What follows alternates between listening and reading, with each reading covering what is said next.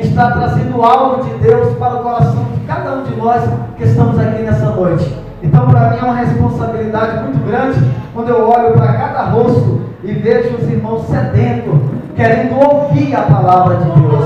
E é muito bom saber disso, porque a gente sabe que o pregador, ele não tem nada. Jesus falou: sem mim nada podeis fazer. Aleluia, então, Jesus. O pregador erra muito quando ele pensa, ou até mesmo ele passa na sua memória, que ele tem algo preparado para trazer para a igreja. Ele se engana, porque quem prepara é Deus, a palavra é de Deus. O vaso, eu sempre digo, ele tem que estar na posição, porque o negócio é com Deus.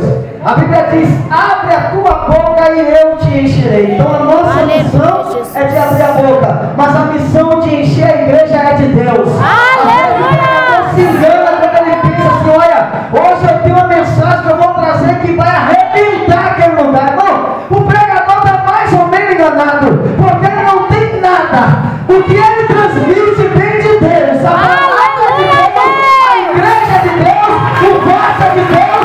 Então a missão de encher a igreja é também de Deus. Abre a sua Bíblia comigo em Atos dos Apóstolos, capítulo de número 9. Eu quero ser fiel ao tema da mensagem.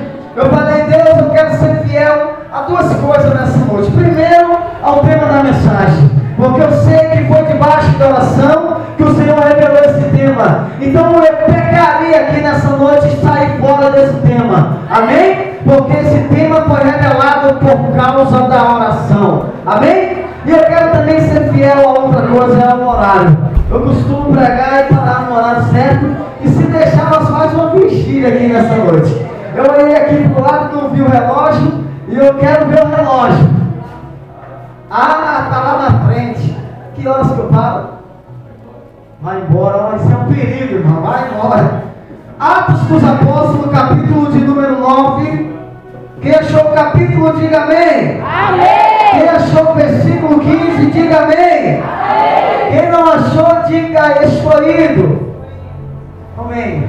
Vem que eu estou esperando, só não demora muito. Quem não achou, diga misericórdia. Todos encontraram? Amém. Minha sobrinha linda encontrou, meu bem? Então vamos ler a palavra do Senhor.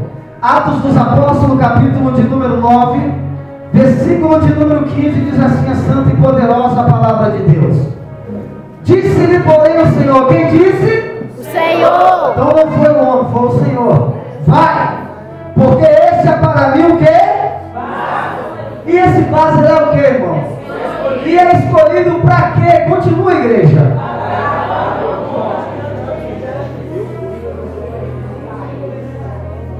Amém. Obrigado. Eu só sei que você finalizou. Os irmãos podemos assentar, irmãos? Glória a Deus.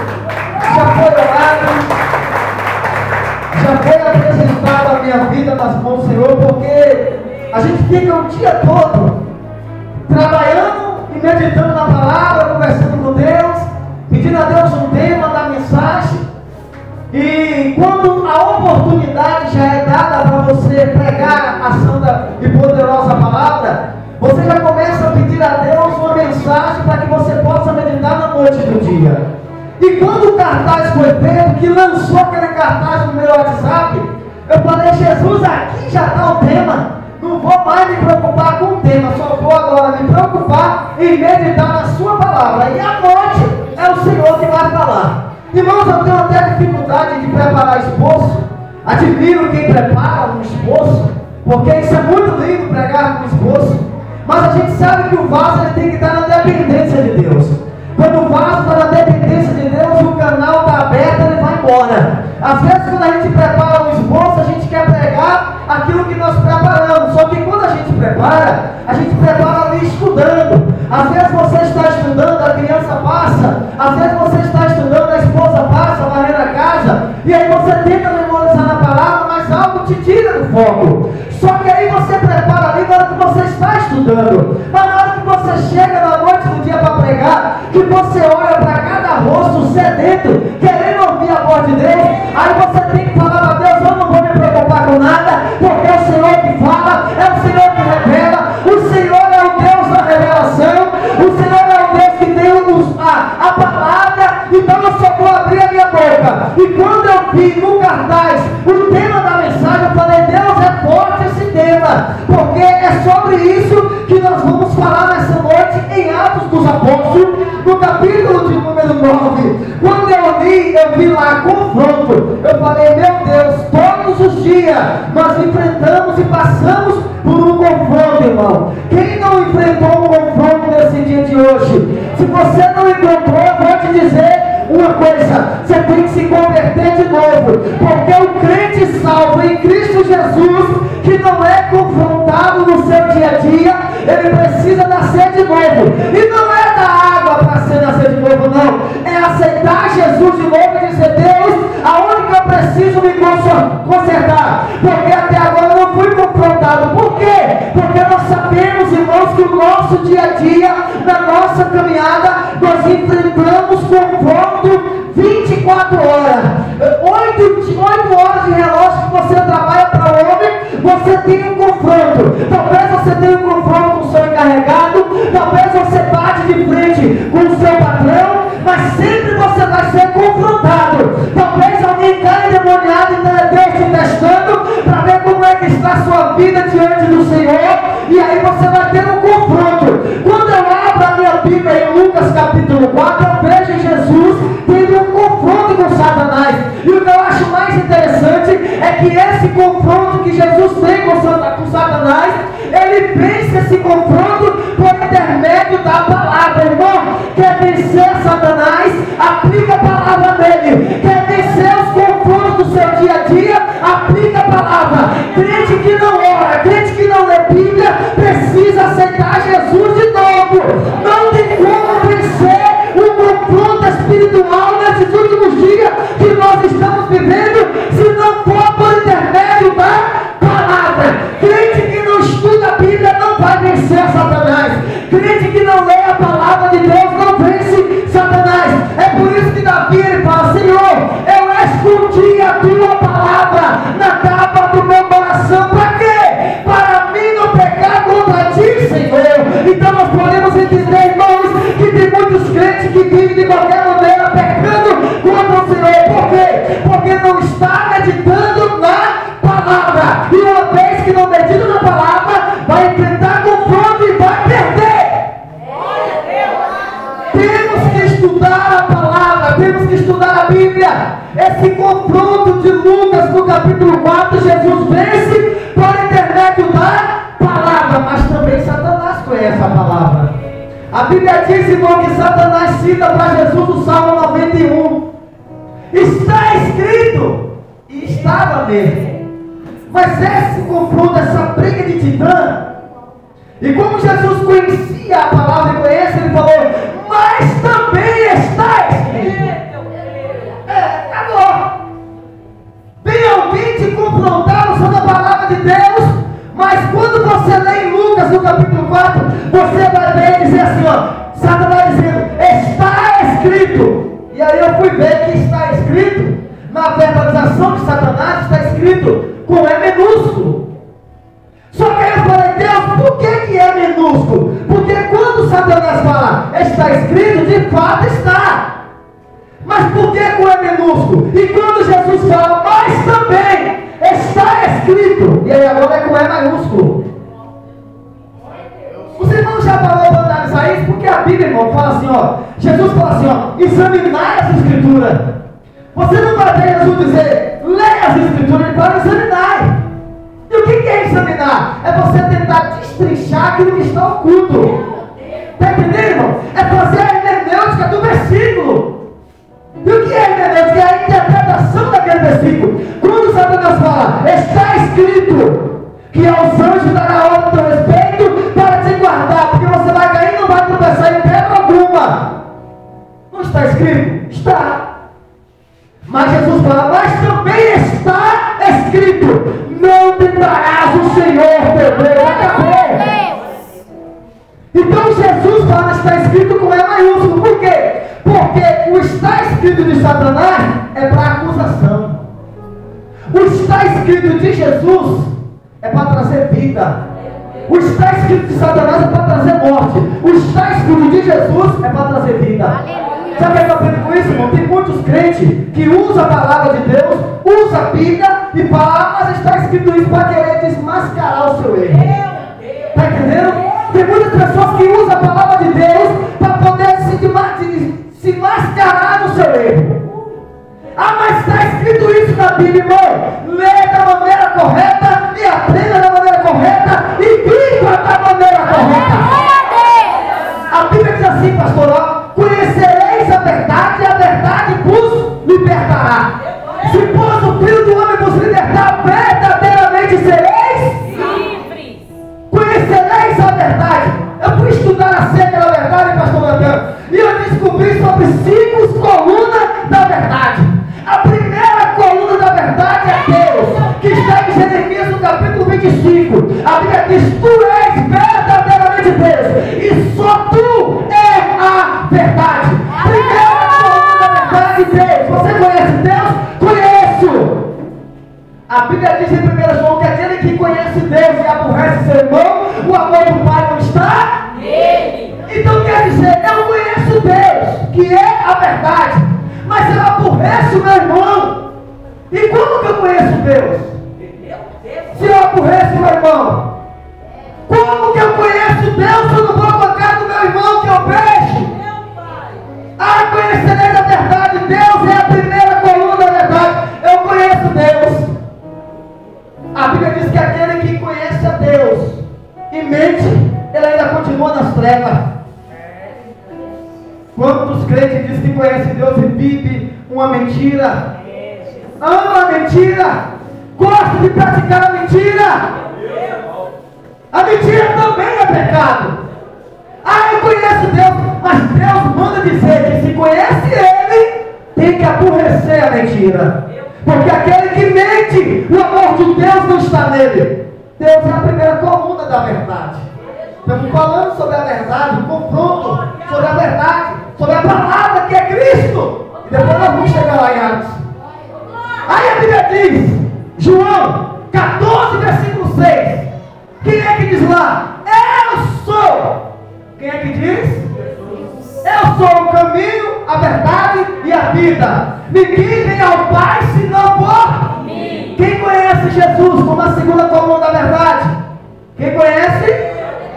Eu sou o caminho, a verdade e a vida. Se Cristo é o caminho, por que nós queremos seguir outro? Se eu conheço Jesus, que é o caminho, e por que eu quero seguir outro caminho que não condiz com a fé que nós pregamos? Eu conheço Jesus, mas não quer entrar no caminho da verdade. Jesus disse, eu sou o caminho, a verdade e a vida. Ninguém vem ao Pai, senão por mim. Quer dizer, ninguém vai ser salvo, se não passar primeiro por Jesus. Ah, eu conheço Jesus, mas não quero aceitar Ele como o único e suficiente salvador da sua vida. Tem pessoas, irmãos, que vêm para a igreja todo dia, mas não se conserta, não aceita Jesus, pega uma mentira. A Bíblia diz que existe 2 caminhos, o estreito e o largo. O estreito é que conduz à salvação, o largo é que conduz à perdição. A Bíblia diz que são poucos que entram pelo caminho estreito e são muitos que entram pelo caminho largo. Jesus é o caminho que te leva à vida eterna. Aleluia! Primeiro, para chegar até Deus, tem que aceitar Jesus. E hoje em dia nem todo mundo quer aceitar mais Jesus. Acha que vai entrar no céu de qualquer maneira. Acha que vai chegar nas mansões celestiais, vai chegar até diante de Deus sem passar primeiro por Jesus. Mas Ele é o caminho. Então tem que aceitar Ele primeiro. E quem aceita Jesus, irmão, vive os seus mandamentos, vive os seus preceitos, vive sua lei. Tem pessoas que aceitou Jesus, só que quer viver de qualquer maneira. Não quer viver a palavra. A palavra te confronta, irmão. E se não te confrontar, tem alguma coisa errada. Essa palavra tem que nos confrontar. Se ela não nos confrontar, tem alguma coisa errada. Aleluia, Jesus. Deus, Jesus. O Espírito Santo está lá em 1 João, pertinho de Apocalipse. Quando fala que Ele é o testemunho, Ele vem em forma de água e sobre Ele, e Ele é o único que testifica da verdade, porque Ele é a verdade. O Espírito Santo é a terceira coluna da verdade. Botaram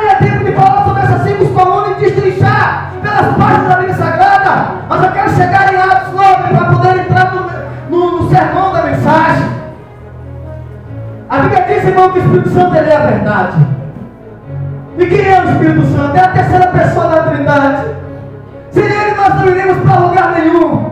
Sem Ele nós não somos nada. Porque é Ele que nos consola. É Ele que intercede por nós com gemidos inexprimíveis.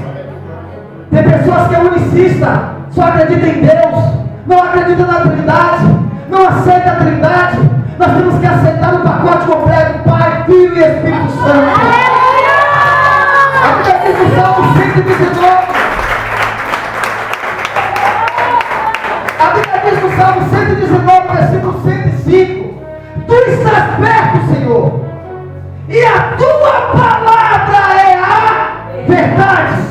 Acabou. Então a palavra de Deus é a verdade. Aí Davi fala: eu escondi a tua palavra na tábua do meu coração para não pecar contra ti. O Salmo 119, versículo 9, se me vai embora, diz assim: Jove, como purificará puro ou santo o teu caminho? Aí depois Davi fala: observando conforme a tua palavra. Observando conforme a tua palavra. Jovem só vai purificar, jovem só vai purificar o seu caminho se ele observar a palavra de Deus. E uma vez que ele observa, ele vai ter um confronto com a palavra. Ele vai ter esse confronto com a verdade. E o que é observar?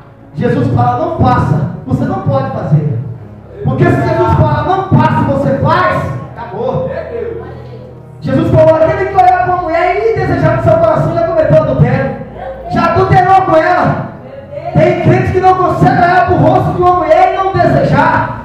E aí ele diz que é crente, diz que é salvo em Cristo. Aí ele fala: ah, mas Jesus fez esse pedido, mas é muito difícil. Toma vergonha na cara, você já tem a sua. Eu creio que essa mensagem tem o endereço certo. Deus não fala do que não está presente. E outra, se essa palavra te confrontou, cuidado, porque a plana de Jeová só passa onde tem caroço.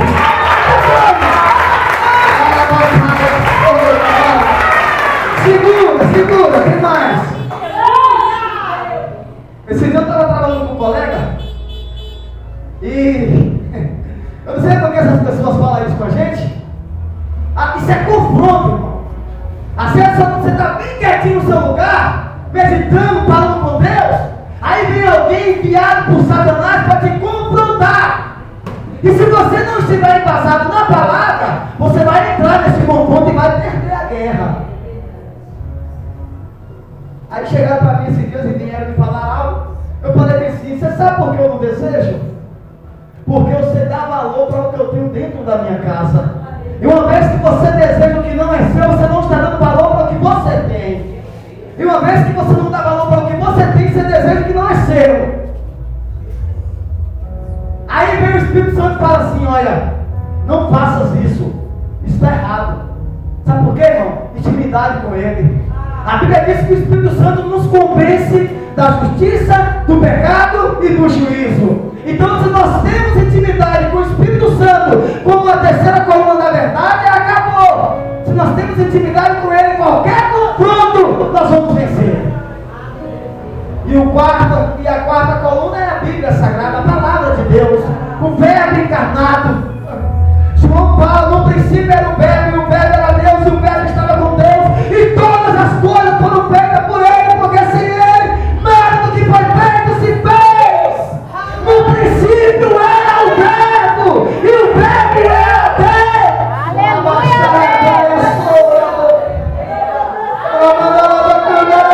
Aleluia, Jesus. Aí, a Bíblia diz que Paulo começa a falar em Filipenses no capítulo 11, falando sobre esse princípio. E depois eu vejo nas páginas da Bíblia Sagrada dizendo: antes que houvesse dias, eu era. É o que em Cristo? Antes que os dias existissem, Cristo já existia. Porque no princípio, o que é no princípio? Antes das coisas existirem, Ele já existia. Cristo já existia. Precisamos ter esse confronto com a palavra de Deus para ser alcançado pela graça. Aleluia! E o que significa confronto? Eu coloquei aqui, vou ler: o confronto é um elemento de conflito partes tudo se confrontam, engajando-se diretamente umas às outras no curso de uma disputa entre elas. O confronto pode ser em qualquer escala, entre qualquer número de pessoas, entre nações ou culturas inteiras, e entre seres vivos que não sejam humanos. Isso é um confronto. Às vezes nós passamos também, enfrentamos esse confronto até mesmo dentro da casa do Senhor. Às vezes você coloca um hino para reger, e aí tem 12 que participam de um conjunto. Sempre tem um que não vai querer aquele hino. Sempre tem um que vai falar, eu não gostei desse hino. E aí vai fazer o quê? Confrontar com você. Mas você não é o líder. Você não orou, você não pediu a Deus. Por que essa pessoa tem que confrontar? Sabe por quê? Porque ele não está de acordo com a sua opinião.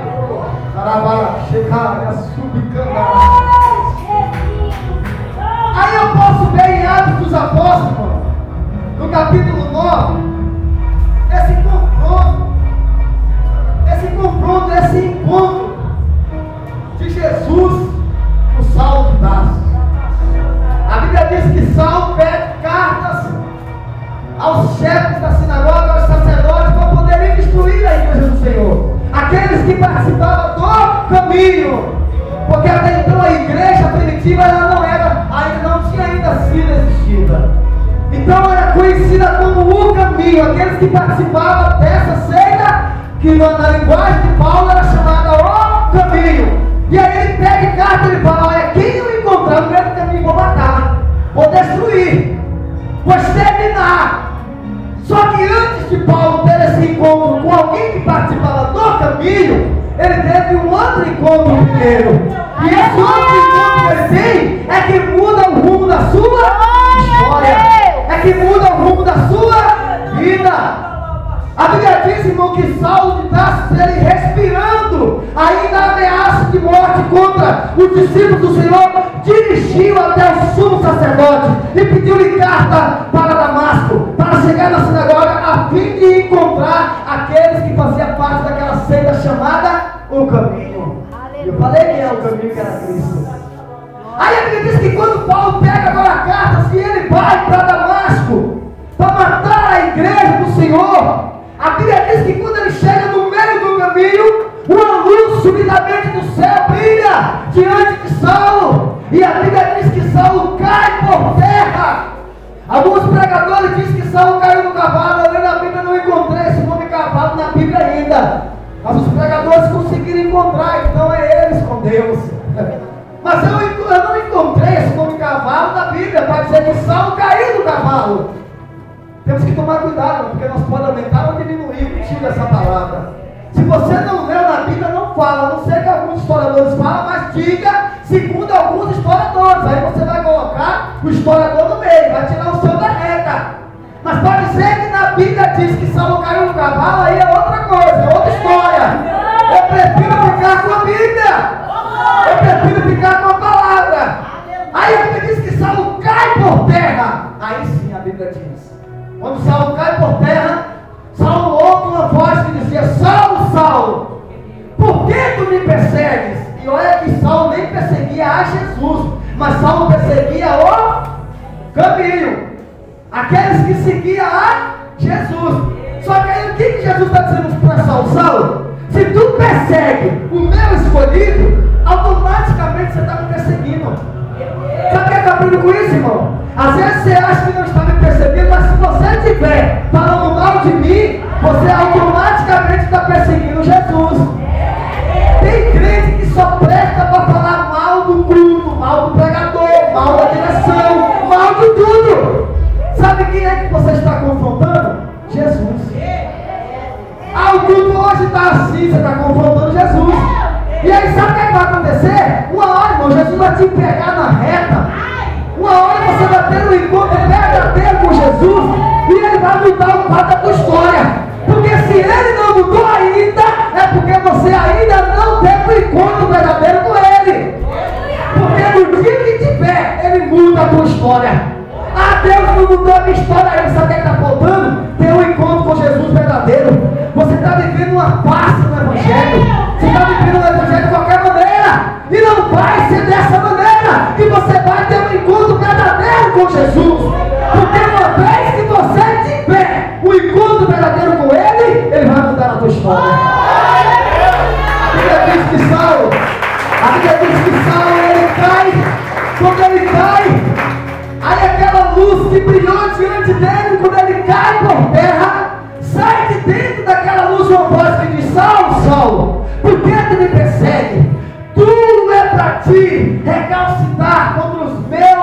Agrilhões.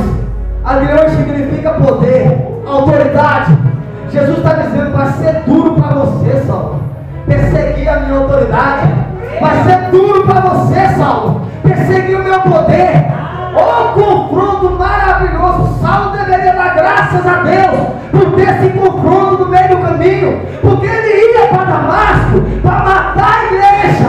Só que agora ele tem um encontro com a palavra, ele tem um encontro com o verbo encarnado, ele tem um encontro com Cristo. E aí Jesus fala assim, olha, glória a Deus, eu não vou mudar a tua rota não. A tua rota ainda vai ser a mesma. Só que nessa rota que você vai fazer, que eu vou deixar tu continuar, eu só vou mudar a tua visão.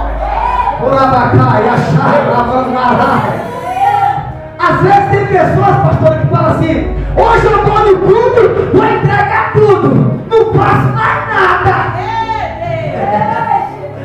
Aí chega no culto, tem um encontro com Jesus, Jesus fala assim, ó, você vai pro culto, e quando tu chegar lá, eu vou te falar o que tu deve fazer. E aí ele chega aqui, ele começa a adorar a Deus, e ele fala assim, Deus, eu não quero entregar mais não, deixa eu continuar, não entrega não, irmão, não entrega não, continua. Jesus não vai mudar a sua rota, ele só vai mudar a sua missão. Esse dia na empresa chegou alguém para mim e falou assim, olha, quando você entrou aqui, eu olhava para você e o desejo que eu tinha, eu não sei, eu não entendo, mas o desejo que eu tinha era de te esganar pelo meio. Eu falei, é porque a Bíblia diz que as trevas não combinam com a luz. Eu sou luz e você é treva. Só que quando você se tornar em luz, você vai amar estar do meu lado. Aí hoje, irmão, o camarada não aceitou Jesus? E aí quando eu estou lá no segundo andar adorando a Deus, ele sobe a escada e fala assim, olha, deixa eu ficar perto de você. Aí eu falo, fica, vamos adorar o Senhor. Irmão, que mérito tem a luz brilhar no meio da luz? Que graça tem você ser crente só aqui dentro? Você está vendo como é que o negócio vai? O canal está aberto? Irmão, que graça tem eu dizer que eu sou crente só aqui dentro, sendo que na faculdade as pessoas olham para mim e falam assim, eu ser crente igual fulano? Deus me livre, eu ser crente. Aí na escola, na sala de aula, você está lá escrevendo, alguém pisa no teu pé, tu é crente, e aí tu xinga, porque tu não vigiou. Aí sabe o que a pessoa fala? Eu ser crente igual você, eu prefiro brigar o meu esforço. Sabe por quê? O crente que é salvo, lavado, que teve um confronto com Jesus na palavra, ele tem que fazer a diferença aonde ele estiver. Aí a luz tem que brilhar no meio das trevas. Na escola, na faculdade. Quando o Natan congregava conosco, meu menino de 13 anos teve um confronto com a professora, porque ela falou, a professora de ciência disse que o homem veio do macaco. Se o homem veio do macaco, como que não seria? Mas o homem não veio do macaco. A Bíblia diz que o homem veio do pó da terra e Deus soprou dentro de Adão, na narina de Adão, pó de vida. E a Bíblia diz que Adão se tornou alma vivente. Sabe o que é que eu tenho dentro de mim? O fôlego de Deus. Sabe o que é que eu sou? Eu sou o veículo de Deus na terra. Eu sou o veículo de Deus na terra, pastora. Irmão, irmão, você... olha para o crente que está do teu lado, eu não gosto de fazer isso, não, vou fazer. Olha para o crente que está do seu lado e fala bem assim, meu irmão, você é o veículo de Deus na terra. Acabou. Você é o veículo de Deus na terra, sabe por quê? Porque Deus está dentro de você. Deus mora dentro de você. Base bíblica, Paulo falou que o nosso corpo é dentro do Espírito Santo. Sabe o que está dentro, irmão? Se você vai, o Espírito Santo vai. Se você volta, o Espírito Santo volta. Se você pula, o Espírito Santo pula. Sabe por quê? Porque você é morada do Espírito Santo de Deus. Deixa eu seguir aqui. Quero chegar no versículo 15. E aí a Bíblia diz que quando Saulo cai por terra, eu já ia dizer cai no cavalo. A Bíblia diz que quando Saulo cai por terra, aí a Bíblia diz que Saulo, quando ele começa a querer levantar, ele começa a cochear, sabe? Ele começa a pegar nas coisas, mas não está enxergando nada. Sabe por quê? Sabe por que Saulo ficou cego? Porque quem tem um encontro com Jesus tem que perder a sua visão material. Se você ainda não perdeu a sua visão natural, material, sabe que tem crente que é muito materialista. Se você não perdeu ainda, se você está voltado demais para as coisas desse mundo, você precisa aceitar Jesus de novo. Precisa. Ou precisa ter um encontro, um confronto com a palavra. Sabe por quê? Porque Jesus falou que aquele que junta tesouro nessa terra não tem como, não tem graça. Juntar tesouro aqui, porque a praça vai comer. Tem que juntar tesouro no céu, porque aí não tem como a praça comer. Aí a Bíblia diz que Saulo, a Bíblia diz, irmão, que Saulo agora cai por terra, Saulo perde a visão, e aí Jesus fala, você ainda vai para Damasco, só que você não vai com seus próprios olhos, seus colegas vão te levar. Seus colegas vão te levar. Porque agora você está cego, material, e você vai chegar em Damasco, na rua chamada direita, e você vai começar um período de oração. Saulo respirava ameaça. Ele teve, pastor Natan, um confronto com Jesus, com a palavra, com o verbo. Confronto esse que mudou o quadro da sua história. Mas esse confronto que ele teve com Jesus primeiro, ele teve que perder a sua visão materialista. Visão essa que precisava perder. Porque Jesus queria abrir a visão dele espiritual. E para Jesus abrir a sua visão espiritual através do encontro com ele, você tem que perder a sua visão material. Você sabe por quê, irmão? Tem crente que não consegue ter visão espiritual porque ele não quer abrir mão da visão material. E se ele não abre mão da visão materialista, como que Deus vai abrir a visão dele espiritual? Não tem como. Jesus quer abrir a sua visão, mas se você não abrir mão da sua visão material, da sua visão mundana,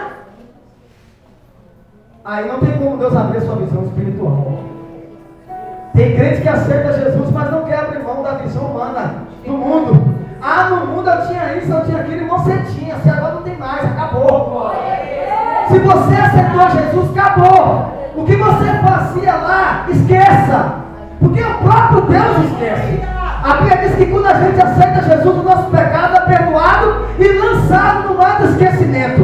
E deles, o Senhor não se lembra jamais. Aí se Deus não lembra, para que você quer lembrar, crente? Para que você quer lembrar que você antigamente fazia isso e fazia aquilo? Antigamente eu dançava isso aqui. Você dançava. Hoje você não dança mais. A não ser que você tenha um encontro com Jesus e quer dançar novamente. Está com saudade da cebola, né? Esses dias eu estava no campo ali com os coleguinhas. Tem até um pequenininho aqui que está, ele vai lembrar. E quando eu não tinha Jesus, eu nem gosto de contar testemunho na minha congregação, porque o povo te julga muito pelo seu passado. Ele esquece seu presente e esquece o que Jesus vai fazer contigo. Ele lembra do seu passado. Tem crente que só lembra do passado.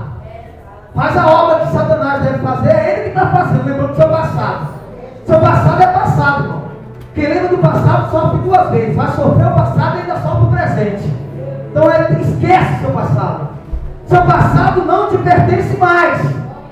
Aí, na época que eu estava no mundo, pastora, eu jogava capoeira. Eu tinha um projeto Arte e Vida aqui no Vila Pio. Eu dava aula de manhã, tarde e à noite. E aí esse dia eu estava no futebol com os coleguinhas ali, as criancinhas. E aí teve um coleguinha que chegou para mim e falou assim: me falaram que você jogava capoeira. Dá um mortal aí para me ver. Criança. Aí o que você pensa?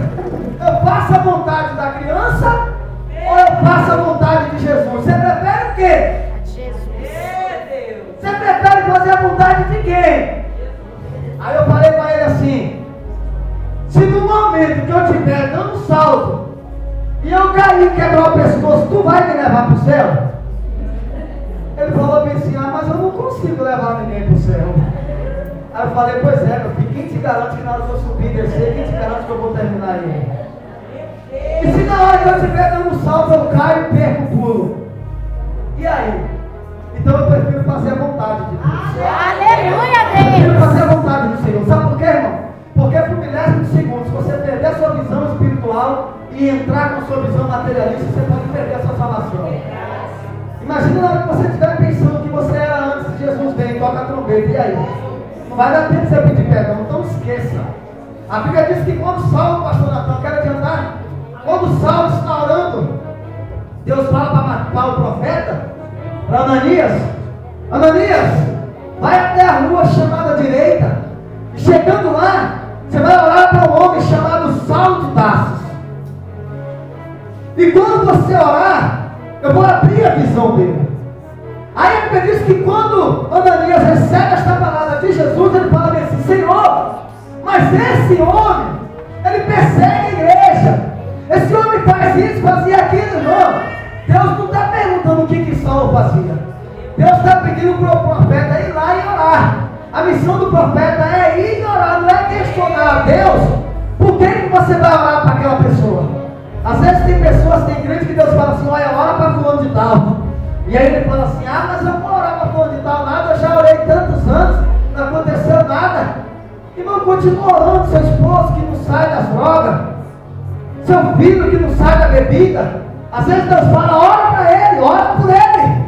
Irmão, continua orando, porque tem crente que acha que só porque ele é o bambambam, ele não quer orar.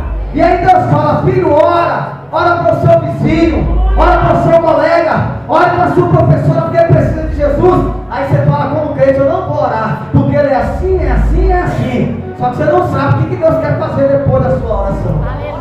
A Bíblia diz que quando Ananias questiona para Deus sobre Saulo de Tarso, aí a Bíblia diz que Ananias fala: Senhor, mas por que eu vou orar para esse homem? Esse homem perseguia a igreja do Senhor, ele matava os cristãos. E aí a Bíblia diz que Deus fala: vai, estou mandando você ir, vai e ora para Saulo de Tarso. Ele está lá na rua chamada direita, em Damasco. E a Bíblia diz, irmão, que quando Ananias chega na casa, na rua chamada direita, a Bíblia diz que Saulo está orando. Quando Saulo está orando, pastor Natan, a Bíblia diz que Saulo tem uma visão. Visão essa, Deus já estava abrindo a visão de Saulo. Quando Saulo está orando, Deus está abrindo a sua visão. Aí quando Ananias vai entrando, Saulo fala: entra, Ananias. Oh, maravilha! Veja que Deus revela para Saulo que Ananias, o profeta, iria chegar. É igual aquela passagem da Bíblia da mulher de Jeroboão. O camarada está orando, aí a mulher de Jeroboão entra, ele conhece pelos pés e fala: entra, mulher de Jeroboão. Conheceu pelos pés. Irmão, profeta, quando Deus quer abrir a visão, Deus revela o profundo, oculto e o escondido. É assim que Deus faz. Aí a Bíblia diz que Saulo agora levanta da oração, resumindo, porque Ananias ora, Saulo levanta da oração, só que nessa oração de Saulo, quando Ananias se põe as mãos sobre Saulo, a Bíblia diz que cai dos olhos de Saulo escama dos seus olhos. Caiu escama dos olhos de Saulo através da oração do profeta. Aleluia, Deus. Caiu as escamas dos olhos de Saulo de Tarso, que era perseguidor da igreja, através da oração do profeta. Você quer que eu aprenda com isso, irmão? Tem hora que eu vejo Natanael orando, e quando eu vejo Natanael orando, eu imagino várias escamas caindo, sabe? Irmão, se você parar para analisar e prestar atenção através da oração que foi feita aqui hoje, quantas escamas que caíram dos nossos olhos, quantas escamas que já saíram dos nossos olhos. Hoje você vai sair daqui nessa noite com uma visão espiritual aberta. Sabe por quê? Porque através da oração do profeta, Deus tirou as escamas dos seus olhos. Através da oração do profeta. A Bíblia diz, irmão, que quando Ananias ora, Saulo agora tem a sua visão restaurada, o tempo se passa. E em Gálatas capítulo 2, a Bíblia diz que passou-se 14 anos. Saulo começa a anunciar o Evangelho. Por que Saulo começa a anunciar o Evangelho depois de 14 anos? Ele vai iniciar a sua chamada. Sabe por quê? Porque ele teve um confronto com a palavra. Ele teve um confronto com Cristo. Ele teve um encontro com o Verbo. Encontro esse que mudou o quadro da sua história. E esse encontro, ele foi mudado pelo poder da graça de Deus. Nós precisamos ter um confronto todos os dias com a palavra de Deus. Para quê? Para que nós viemos ser alcançados pela graça do Senhor. Aleluia, Jesus. Ah, mas eu faço isso, eu faço aquilo. A Bíblia diz que pela graça sois salvos. Mediante a graça, irmão, nós somos salvos. Isso não é mérito nosso. Porque tem pessoas que acham que ele é salvo porque ele é bonzinho. Você não é salvo porque você é bonzinho. Sabe por que você é salvo? É pela misericórdia de Deus. É pela graça de Deus. Pela graça do Senhor você é salvo. É pela graça. Aleluia, E o que é graça? Favor imerecido. E o que é favor imerecido? Você não merecia, mas a graça de Deus te alcançou. Oh, aleluia! A Bíblia diz, irmão, a Bíblia diz em Filipenses, capítulo de número 2, versículo 11. Ele mesmo, sendo Deus, não teve como usurpação ser igual a Deus. Antes, aniquilou a sua forma divina, se fez carne e habitou entre nós. Aí João fala sobre o verbo, e o verbo se fez carne e habitou entre nós. Andou com justiça. Aí Tito 2,11 fala: porque pela graça de Deus, porque a graça de Deus se há manifestado, trazendo salvação a todos os homens. Aleluia. É pela graça. É pela graça que nós somos alcançados com a nossa salvação. Não é mérito nosso. Não é porque você vem para a igreja todos os dias. Não. É porque a graça de Deus te alcançou. Aleluia. E essa graça de Deus só te alcançou porque você teve um confronto com a palavra. Você teve um encontro com Jesus. E quem tem um encontro com Jesus é alcançado pela graça. Amém? Paulo teve um encontro, Saulo teve um encontro com Jesus. Aí se tornou Paulo. Eu, Paulo. Saulo representa a lei. Paulo representa a graça. Saulo matava. Agora Saulo vai dar vida. Pai, porque esse é para mim um vaso escolhido. Para quê? Para pregar o meu nome perante os gentios, reis, Israel e até os confins da terra. Então, irmão, quem te escolheu não foi o pregador. Quem te escolheu não foi o pastor. Aleluia. Deixam-se levantar contra o seu ministério. A Bíblia diz: pode se levantar 11 mil contra a sua vida, contra o seu ministério. 10 mil cá do seu lado, 1000 da sua direita, mas você não será atingido. Por quê? Porque você foi alcançado pela graça de Deus. Glória a Deus. Amém? Eu quero ficar por aqui. Que Deus possa continuar nos abençoando.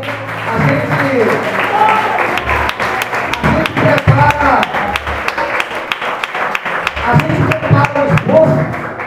Quando você está estudando, você pega várias referências bíblicas falando sobre o confronto, falando sobre a graça. E quando você vai pregar, Deus fala: não é nada disso que você botou. Deixa que o negócio é comigo. Amém? Irmãos, eu agradeço a Deus por essa rica e poderosa oportunidade. Que Deus possa continuar abençoando esse ministério cada dia mais e mais. O pastor Natanael, o missionário Natanael, sabe que a minha agenda é dele. Minha agenda já é sua, você sabe disso. No dia que me convidar, nós estamos aqui. E se não me convidar, eu venho mesmo assim.